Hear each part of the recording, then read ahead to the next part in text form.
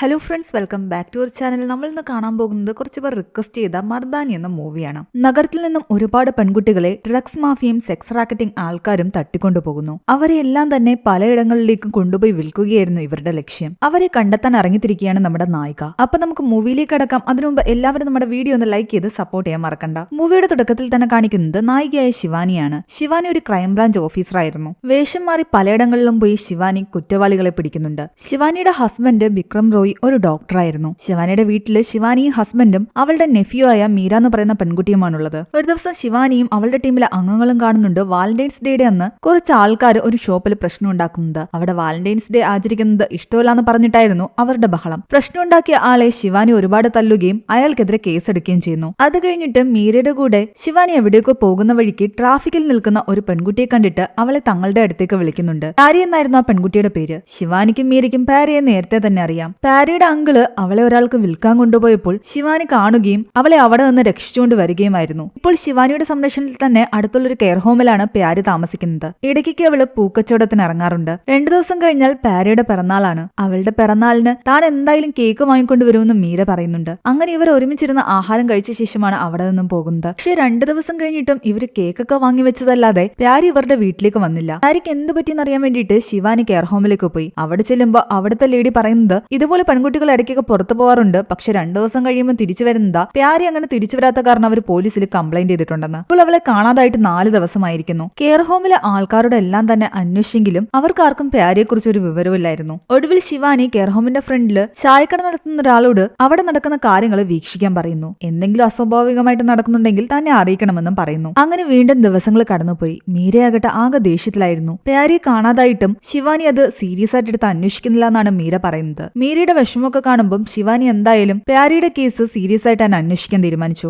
ആ സമയം പ്യാരി ഉൾപ്പെടെ ഒരുപാട് പെൺകുട്ടികളെ ഒരു ട്രക്കിനകത്താക്കി എവിടേക്കോ ആരോ കടത്തിക്കൊണ്ടു പോവുകയായിരുന്നു. അതിനിടയ്ക്ക് ആ ചായക്കടക്കാരൻ ശിവാനിക്ക് കുറെ ഇൻഫർമേഷൻ കൊടുക്കുന്നു. കെയർ ഹോമിൽ ജോലി ചെയ്യുന്ന കപിലിന്റെ കയ്യിൽ ഈയിടയ്ക്ക് പുതിയൊരു ഫോൺ കിട്ടിയിട്ടുണ്ടെന്നും അവൻ അത് വെച്ച് ഇവിടെ നിന്ന് പെൺകുട്ടികളുടെ എല്ലാ ഫോട്ടോസ് എടുക്കുന്നത് താൻ കണ്ടുവെന്നും ചെറിയ ശമ്പളത്തിൽ ജോലി ചെയ്യുന്ന അവന്റെ കയ്യിൽ ഇത്രയും വില കൂടിയ ഫോൺ ഇരിക്കുന്നത് അവർക്ക് ഡൗട്ട് തോന്നുന്നു. അത് കാരണം ഇവർ രഹസ്യമായിട്ട് കപിലിനെ നിരീക്ഷിക്കുന്നു. അയാൾ അപ്പോഴും പലയിടങ്ങളിൽ നിന്ന് പെൺകുട്ടികളുടെ ഫോട്ടോസ് എടുക്കുകയായിരുന്നു. കൈയോടെ ഇവനെ പിടിച്ചിട്ട് ഇവർ കാറിലേക്ക് കയറ്റി. പ്യാരി എവിടെയെന്ന് ചോദിക്കുന്നു. കെയർ ഹോമിലെ പെൺകുട്ടികളെയൊക്കെ കടത്തിക്കൊണ്ടുപോയി കഴിഞ്ഞാൽ നിനക്ക് നല്ല കാശ് കിട്ടുമെന്ന് തോന്നുന്നുണ്ടല്ലോ, അതല്ല നിന്റെ കയ്യിൽ ഫോണൊക്കെ ഇരിക്കുന്നതെന്ന് പറയുന്നു. എന്നാൽ അവൻ എന്തെങ്കിലും പറയുന്നതിന് മുൻപ് തന്നെ ബൈക്കിൽ വന്ന 2 പേര് അവനെ ഷൂട്ട് ചെയ്തിട്ട് പോയി. ഇതിന്റെ പിന്നിൽ വലിയ ആൾക്കാരുണ്ടെന്ന് മനസ്സിലാക്കി ശിവാനിയാകട്ടെ ആ ബൈക്കിൽ വന്ന ആൾക്കാരെ പിന്തുടരുന്നു. അവരെ അവളുടെ കയ്യിൽ കിട്ടിയെന്നായപ്പോഴേക്കും ആ ആൾക്കാരെയും മറ്റാരോ ഷൂട്ട് ചെയ്യുന്നു. അതോടെ ഇത് സീരിയസ് ആയിട്ടുള്ളൊരു പ്രശ്നമാണെന്ന് ശിവാനിക്ക് മനസ്സിലായി. അതേസമയം കടത്തിക്കൊണ്ടുപോയ പെൺകുട്ടികളെല്ലാം തന്നെ മട്ടു എന്നൊരാള് കരന്റെ അടുത്തേക്കാണ് കൊണ്ടുചെല്ലുന്നത്. ഈ കരണായിരുന്നു ഈ സെക്സ് റാക്കറ്റിംഗിന്റെ എല്ലാം തന്നെ തലവൻ. മട്ടുവും കൂടെ ഉണ്ടായിരുന്നവരും ചേർന്നിട്ട് ഈ പെൺകുട്ടികളുടെ ഡ്രസ്സുകളെല്ലാം തന്നെ വലിച്ചു കീറി. എന്നിട്ട് അവരെ എല്ലാം ഒരുമിച്ച് നിർത്തി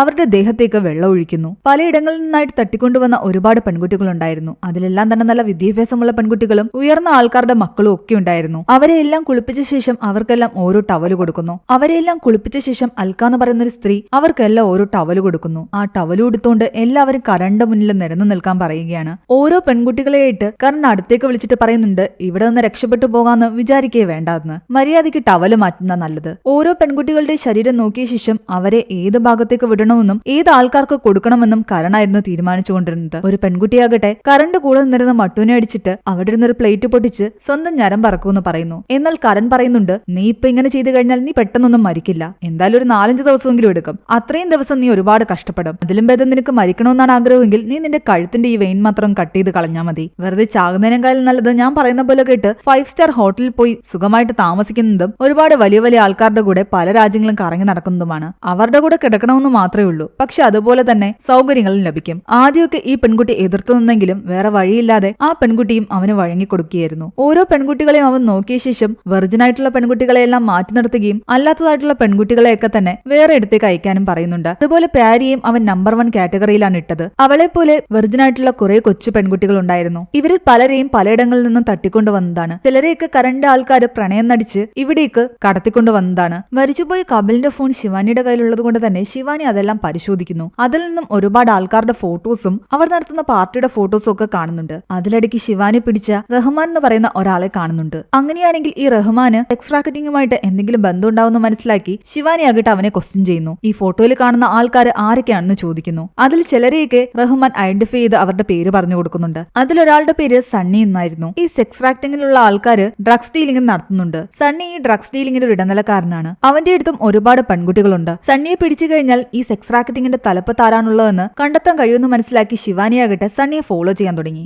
അതിനിടെ സണ്ണിക്ക് മനസ്സിലാകുന്നുണ്ട് തന്നെ പോലീസുകാർ നിരീക്ഷിക്കുന്നുണ്ടെന്ന്. അതുകൊണ്ട് തൽക്കാലം സണ്ണിയാകട്ടെ താൻ ചെയ്തുകൊണ്ടിരുന്ന ഇല്ലീഗലായിട്ടുള്ള കാര്യങ്ങളൊന്നും തന്നെ തൽക്കാലത്തേക്ക് ഒന്ന് സ്റ്റോപ്പ് ചെയ്ത് വെക്കുന്നു. പോലീസുകാരെ തന്റെ പിറകെയുള്ള ഈ ഓട്ടം നിർത്തുന്നതുവരെ വെയിറ്റ് ചെയ്യാനായിരുന്നു സണ്ണിയുടെ തീരുമാനം. പക്ഷെ എത്രയായിട്ടും അവർ പിറകെ തന്നെ കൂടിയത് കാരണം സണ്ണി വക്കീൽ എന്ന് പറയുന്ന ഒരാളെ വിളിക്കുന്നുണ്ട്. ഈ വക്കീല് കരണിന്റെ വലങ്കയായിരുന്നു. ശിവാനി എത്രയും പെട്ടെന്ന് ഒതുക്കിയില്ലെങ്കിൽ ഇത് പ്രശ്നമാകുമെന്ന് വക്കീലിന് മനസ്സിലായി. അത് കാരണം വക്കീല് ഈ സംഭവങ്ങളെല്ലാം തന്നെ കരണിനെ അറിയിച്ചു. കുറച്ച് കാശ് കൊടുത്ത് ശിവാനി ഒതുക്കാമെന്ന് വെച്ച് കഴിഞ്ഞാൽ അവൾ അങ്ങനെ കാശിലൊന്നും വീഴുന്ന ഓഫീസർ അല്ലാന്ന് അവർക്കറിയാം. അതുകൊണ്ട് രണ്ടും കൽപ്പിച്ച് കരണാകട്ടെ അവളെ കോൾ ചെയ്യുന്നു. നിങ്ങൾ എന്തിനാ വെറുതെ എന്റെ ആൾക്കാരുടെ പിറകെ ഇങ്ങനെ നടക്കുന്നത്? ആ ഓട്ടം നിങ്ങൾക്ക് നിർത്തിക്കൂടെ എന്ന്. അവൾക്ക് ഇവൻ ആദ്യം ആരാണെന്ന് മനസ്സിലായില്ല. അവനാകട്ടെ അവന്റെ പേരും പറഞ്ഞില്ല. ഈ റാക്കറ്റിംഗിന്റെ തലപ്പത്തുള്ളത് എവനാണെന്ന് ശിവാനിക്ക് അവന്റെ സംസാരത്തിൽ നിന്ന് മനസ്സിലായി. പക്ഷെ മുഖമോ പേരോ ഒന്നും അറിയാത്ത ഒരാളെ എങ്ങനെ പിടിക്കുമെന്നായിരുന്നു അവളുടെ ചിന്ത. നിങ്ങൾ ശരിക്കും എന്റെ പിറകെ എന്തിനാ വരുന്നതെന്ന് ചോദിച്ചപ്പോൾ ശിവാനി കാര്യം പറയുന്നു. ഞാൻ മകളെ പോലെ കാണുന്ന പ്യാരി എന്ന് പറയുന്ന പെൺകുട്ടിയെ നിങ്ങൾ തട്ടിക്കൊണ്ടുപോയി. അവളെ എനിക്ക് എന്തായാലും തിരിച്ചു വേണം. എന്നാൽ കരൺ പറയുന്നുണ്ട്, നിങ്ങൾക്ക് നല്ലൊരു ഫ്ളാറ്റോ വീടോ ഞങ്ങൾ വാങ്ങിച്ചു തരാം. പക്ഷെ ആ പെൺകുട്ടി എന്തായാലും നിങ്ങൾക്ക് തിരിച്ചു തരാൻ പറ്റില്ല. കാരണം അവൾ ഇവിടെ വന്ന ശേഷം പല കാര്യങ്ങളും കണ്ടു. ഞങ്ങളെക്കുറിച്ചെല്ലാം അവൾക്ക് നല്ല പോലെ അറിയാം. അപ്പൊ പിന്നെ ഇനി നിങ്ങളുടെ അടുത്തേക്ക് അവളെ വിട്ടു കഴിഞ്ഞാൽ അത് ഞങ്ങൾക്ക് തന്നെയാ പ്രശ്നം. അതുകൊണ്ട് അവളെ തിരിച്ചു തരാൻ പറ്റില്ല എന്ന് പറയുന്നു. അങ്ങനെയാണെങ്കിൽ ഞാൻ എന്തായാലും നിന്നെ പിടിച്ചിരിക്കുമെന്ന് തന്നെയാണ് ശിവാനിയും പറയുന്നത്.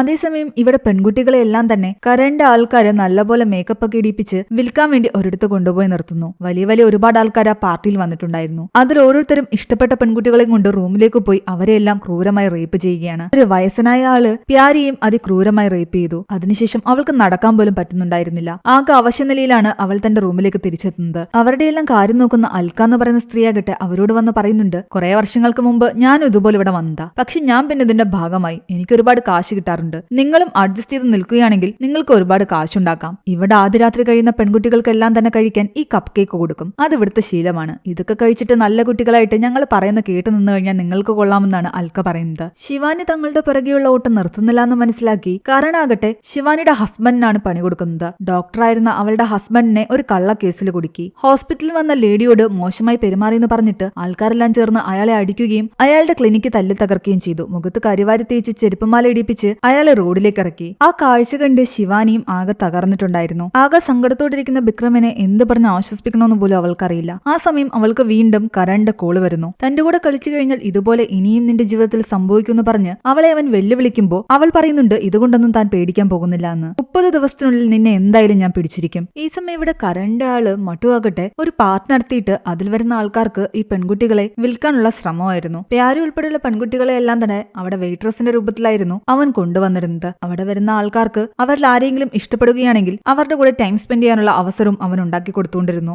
സണ്ണിയുടെ പിറകെ ഇപ്പോഴും ശിവാനി ഉള്ളത് കൊണ്ട് തന്നെ അവൻ വഴി എങ്ങനെയെങ്കിലും അവൾ തങ്ങളുടെ അടുത്തേക്ക് എത്തുമോ എന്നൊരു ചെറിയ പേടി കരണിനുണ്ടായിരുന്നു. അതുകൊണ്ട് ഇവർ രണ്ടും കൽപ്പിച്ച് സണ്ണിയെ കൊല്ലാൻ തീരുമാനിക്കുന്നു. അവനോടൊരു ഡീലിന്റെ കാര്യമായിട്ട് ഒരിടത്ത് വരണമെന്ന് പറഞ്ഞിട്ട് ഒരു വണ്ടി അയക്കുന്നുണ്ട്. അതിൽ കയറി സണ്ണി പോകുന്നു. എന്നാൽ വഴിക്ക് വെച്ചാണ് അവന് മനസ്സിലാകുന്നത് കരണിന്റെ ആൾക്കാര് തന്നെ കൊല്ലാനുള്ള പ്ലാനാണെന്ന്. പക്ഷെ കറക്റ്റ് സമയത്ത് അവനെ ഫോളോ ചെയ്ത് വന്നുകൊണ്ടിരുന്ന ശിവാനിയാകട്ടെ സണ്ണിയെ കൊല്ലാൻ വന്ന ആളെ കൊന്ന ശേഷം സണ്ണിയെ രക്ഷിച്ചുകൊണ്ട് പോകുന്നു. ഒരു രീതിയിൽ ആ ആൾക്കാരുടെ കയ്യിൽ നിന്ന് തന്നെ രക്ഷിച്ചത് ശിവാനി ആയതുകൊണ്ട് തന്നെ തൽക്കാലം അവളുടെ കൂടെ സഹകരിക്കാമെന്ന് സണ്ണി സമ്മതിക്കുന്നു. എന്തായാലും ഇത്രയും കാലം കൂടെ നിന്ന ആൾക്കാർ അവനെ ചതിച്ചു. ഇനിയിപ്പോ അവരെ പോലീസിന് ഒറ്റിക്കൊടുത്താലും ഒരു പ്രശ്നവുമില്ല.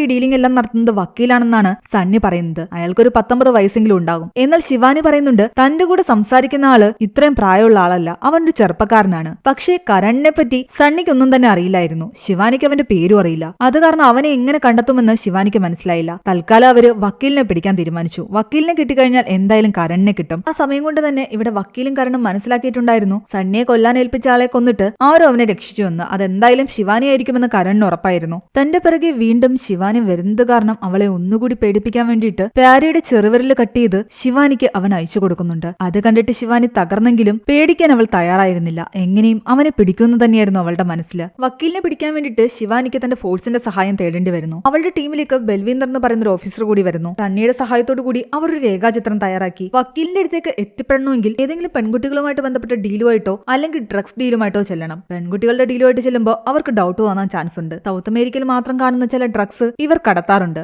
അതുകൊണ്ട് ഡ്രഗ്സ് ഡീലിംഗ് എന്ന് പറഞ്ഞിട്ട് വക്കീലിന്റെ അടുത്തേക്ക് എത്തിപ്പെടാൻ വേണ്ടിയിട്ട് 2 പേരെ ഇവർ തയ്യാറാക്കുന്നു. 2 നൈജീരിയൻസ് ആയിരുന്നു. അത് ഇല്ലീഗലായിട്ട് ഇന്ത്യയിൽ എത്തിയവരാണ്. അതുകൊണ്ട് അവരെ ഒന്ന് നന്നായിട്ട് ഭീഷണിപ്പെടുത്തി തങ്ങളുടെ കൂടെ നിൽക്കുകയാണെങ്കിൽ പാസ്പോർട്ടൊക്കെ സംഘടിപ്പിച്ച് നിങ്ങളുടെ രാജ്യത്തേക്ക് തിരിച്ചു കയറ്റി അയക്കാമെന്നും പറയുന്നു. അങ്ങനെ ഒടുവിൽ ശിവാനിയുടെ കൂടെ അവർ നിൽക്കാമെന്ന് സമ്മതിച്ചു. അവരാദ്യം ബോബ് എന്ന് പറയുന്ന ഒരാളെയാണ് പോയി കാണുന്നത്. ലോക്കലായിട്ട് ഡ്രഗ് ഡീലിംഗ് നടത്തുന്ന ആളായിരുന്നു ബോബ്. തങ്ങളുടെ കയ്യിൽ 5 കിലോ ഡ്രഗ്സ് ഉണ്ടെന്നും 50 ലക്ഷം തരുവാണെങ്കിൽ അത് നിങ്ങൾക്ക് തരാൻ തയ്യാറാണെന്നും പറയുന്നു. എന്നാൽ ബോബിന് അത്രയും വലിയ ഡീലിന്റെ ഒന്നും ആവശ്യമില്ല. ഇത്രയും വലിയ ഡീല് വേണമെങ്കിൽ അത് വക്കീലിനെ കൊണ്ടേ പറ്റുമെന്ന് ബോബിന് മനസ്സിലായി. നൈജീരിയൻസ് ആകട്ടെ കുറഞ്ഞ അളവിൽ ഈ ഡ്രഗ്സ് കൊടുക്കത്തുമില്ല. 5 കിലോ മുഴുവനായിട്ട് വാങ്ങുന്ന ആളെ മാത്രം മതി അവർക്ക്. അതുകൊണ്ട് രണ്ടും കൽപ്പിച്ച് ബോബ് ഇവരുടെ കാര്യം വക്കീലിനോട് പറയുന്നു. വക്കീൽ ഇക്കാര്യം കരണിനെ അറിയിക്കുന്നു. ഇത്രയും നല്ലൊരു ഓഫർ കിട്ടിയ സ്ഥിതിക്ക് അത് കളയണ്ടെന്ന് അവർ വിചാരിച്ചു. അങ്ങനെ നൈജീരിയൻസുമായിട്ട് ഒരു കൂടിക്കാഴ്ച അവർ പ്ലാൻ ചെയ്യുകയാണ്. പക്ഷേ പോലീസുകാർ ഒരു രീതിയിലും തങ്ങളെ ചേസ് ചെയ്യരുതെന്ന് ചിന്തിച്ചുകൊണ്ട് തന്നെ അവർ വളരെ ശ്രദ്ധാപൂർവമായിരുന്നു ആ ഡീൽ നടത്താൻ ശ്രമിച്ചുകൊണ്ടിരുന്നത്. എന്നാൽ അവർക്ക് അറിയില്ലായിരുന്നു ഈ നൈജീരിയൻസ് ശിവാനി പറഞ്ഞുവിട്ട ആളാണെന്ന്. ബോബ് പറഞ്ഞ പ്രകാരം നൈജീരിയൻസ് വണ്ടിയെടുത്ത് പുറപ്പെട്ടു. ട്രാഫിക്കിൽ വെച്ചിട്ട് ഒരു ബൈക്കിൽ വന്ന ആളാകട്ടെ ഇവരോട് തന്നെ ഫോളോ ചെയ്ത് വരാൻ പറയുന്നു. ഇതെല്ലാം തന്നെ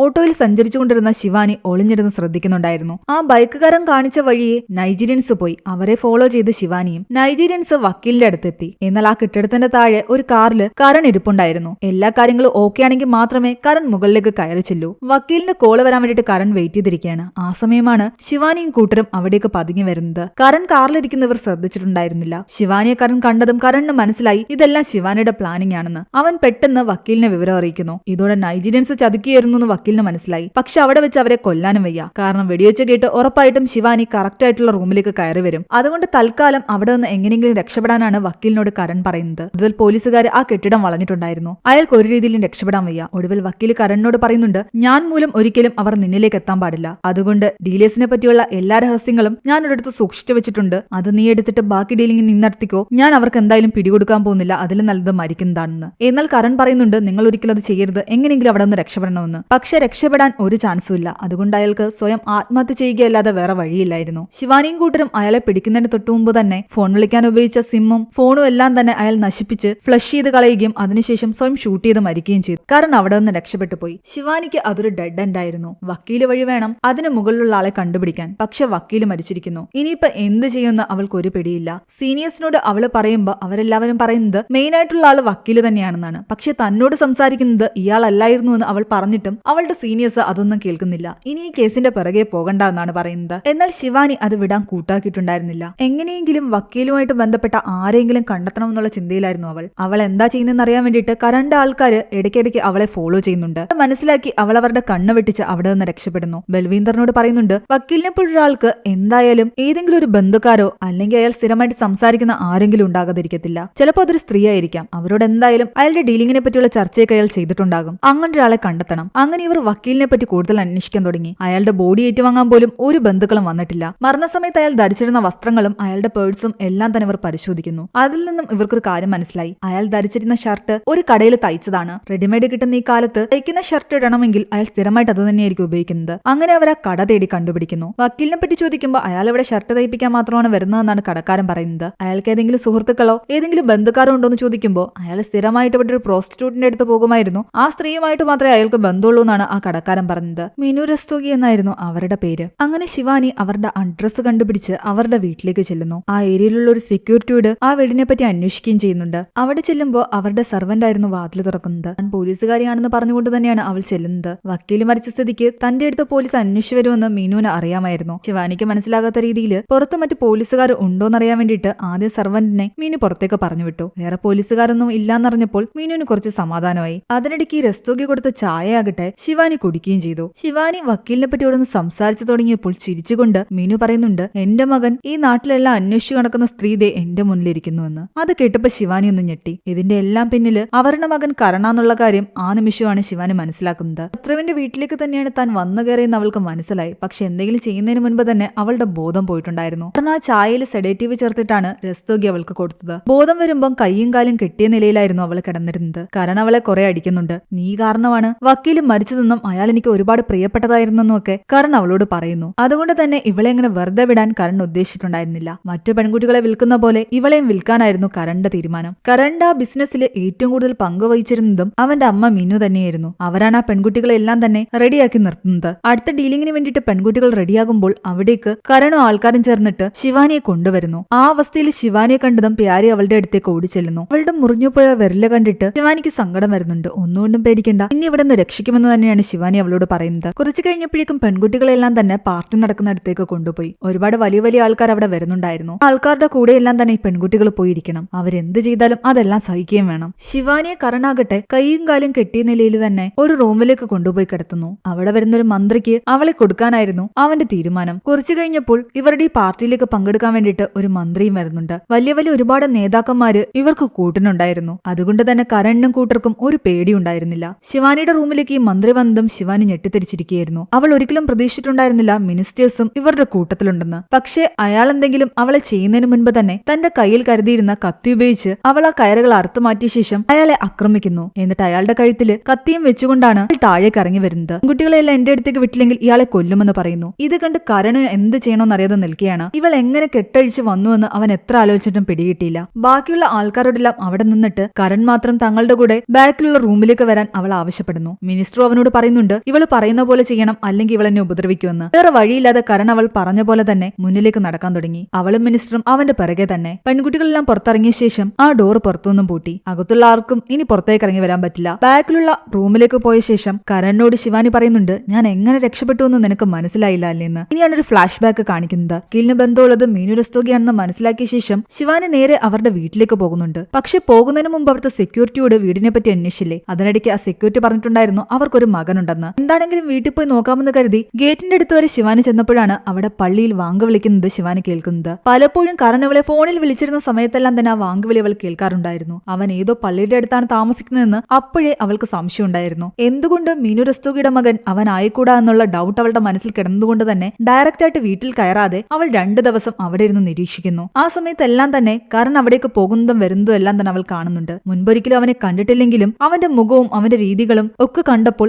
ഇവൻ തന്നെയായിരിക്കാം തന്നോട് സംസാരിക്കുന്നതെന്ന് അവൾക്ക് ഡൗട്ട് തോന്നി. അതുകൊണ്ട് എന്താണെങ്കിലും ഒരു പ്രിക്കോഷൻ എടുത്തിട്ടാണ് മീനുവിന്റെ വീട്ടിലേക്ക് അവൾ കയറുന്നത്. തന്റെ ഷൂസിനടിയിൽ അവൾ ഒരു കത്തി ഒളിപ്പിച്ച് വെച്ചിട്ടുണ്ടായിരുന്നു. ബാക്കി ടീം അംഗങ്ങളെയും അവൾ അലർട്ട് ചെയ്തിട്ടുണ്ട്. എന്താണെങ്കിലും കരണിനെ പിടിച്ചു കഴിഞ്ഞാൽ തെളിവുകൾ ആവശ്യമാണ്. അതുകൊണ്ട് തെളിവുകളോട് കൂടി തന്നെ അവനെ പിടിക്കാനായിരുന്നു അവളുടെ തീരുമാനം. വീട്ടിലേക്ക് ചെന്ന് കഴിഞ്ഞാൽ ഉറപ്പായിട്ടും ഇവര് തന്നെ എന്തെങ്കിലും ചെയ്യുമെന്ന് ശിവാനിക്ക് അറിയാമായിരുന്നു. അവന്റെ ചിന്ത വെച്ചിട്ട് ഉറപ്പായിട്ട് അവൻ തന്നെയും വിൽക്കാനേ ശ്രമിക്കൂ. അതുകൊണ്ട് റിസ്ക് എടുക്കാൻ അവൾ തയ്യാറായി. മനഃപൂർവ്വം തന്നെയാണ് അവർ കൊടുത്ത ആ ചായ രണ്ടും കൽപ്പിച്ച് അവൾ കുടിച്ചത്. അവൾ പ്രതീക്ഷിച്ച പോലെ തന്നെ അവളെയും വിൽക്കാനാണ് അവൻ കൊണ്ടുവന്നത്. റൂമിൽ അവളെ ഇട്ടിട്ട് അവൻ പോയ സമയത്ത് ഷൂസിനടിയിൽ ഒളിപ്പിച്ചു വെച്ചിരുന്ന കത്തിയെടുത്ത് തന്റെ കയ്യിലെ കെട്ടവൾ അറുത്തു. ആ ടൈമിലാണ് മിനിസ്റ്റർ അവിടേക്ക് കയറി വരുന്നത്. അങ്ങനെയാണ് അവൾ രക്ഷപ്പെട്ടത്. നീ ചിന്തിക്കുന്നതിന് മുൻപേ എനിക്കതൊക്കെ ചിന്തിക്കാൻ പറ്റിയത് കൊണ്ടാണ് നീ ഇന്നിവിടെ എന്റെ മുൻപിൽ ഇങ്ങനെ നിൽക്കുന്നതെന്ന് ശിവാനി പറയുന്നു. അവന്റെ കയ്യിൽ നിന്ന് തട്ടിയെടുത്ത തോക്കുമായിട്ട് അവനെ പേടിപ്പിച്ചുകൊണ്ട് അവൾ നിൽക്കുകയാണ്. അവളുടെ ടീമിലെ അംഗങ്ങൾ എത്താൻ വേണ്ടിയിട്ട് 20 മിനിറ്റ് എടുക്കും. ആ ടൈം ഇത്രയും അവനെ ടോർച്ചർ ചെയ്യാനായിരുന്നു അവൾ തീരുമാനിച്ചിട്ടുണ്ടായിരുന്നത്. ഒരാണിനെ പോലെ എന്നെ വന്ന് അടിക്കാൻ അവൾ ആവശ്യപ്പെടുന്നു. രണ്ടും കൽപ്പിച്ച് അവൻ അവളെ അടിക്കുന്നു. അവൾ തിരിച്ചു അടിക്കുന്നു. എന്നാൽ അതിനിടയ്ക്കൊക്കെ അവൻ പറയുന്നുണ്ട്